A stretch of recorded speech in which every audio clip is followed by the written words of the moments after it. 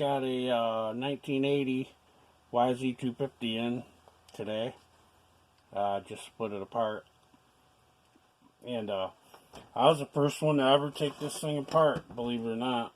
I mean, I haven't cleaned it up yet.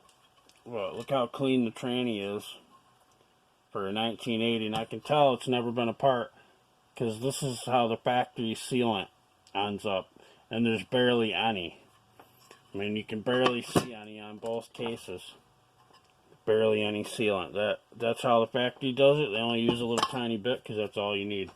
That's why I only do one side when I put these together. But also the clutch, the safety tab on the clutch was never ever bent. So, but yeah, the crank seals are pretty whooped, and the the crank bearings is really dirty in there. You can see all that stuff. But I guess this thing sat with no reed cage on the cylinder, and a bunch of shit got down in there. So see the cylinder. I'm gonna try to hone it. I checked the clearance. My clearance is still.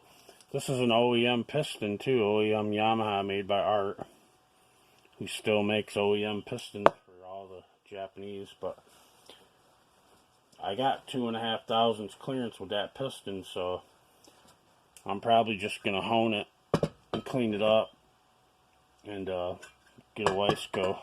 I doubt we'll be able to get an OEM piston for it now, but yeah, pretty cool. And the crank, look at it, got a little rust on it right there, you can see, but I cleaned that up. Luckily the rod was up, so the bearings, crank's wicked tight. I mean, I don't have to rebuild that, no sense in it. It's still good, just clean it up.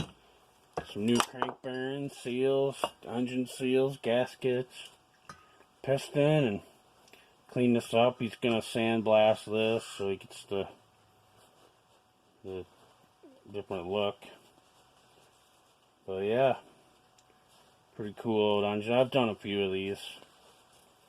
Pretty simple. And I've done some YZ250 three-wheeler engines, are the same thing. But yeah, I just wanted to show you guys that. It's not too often to take an old engine like this apart and be the first one ever in there, so it's kind of nice. Then I know everything's there, nothing's missing, but tranny's all good. Beautiful shape. Forks and everything. But yeah. Alright, you guys have a good one. Later.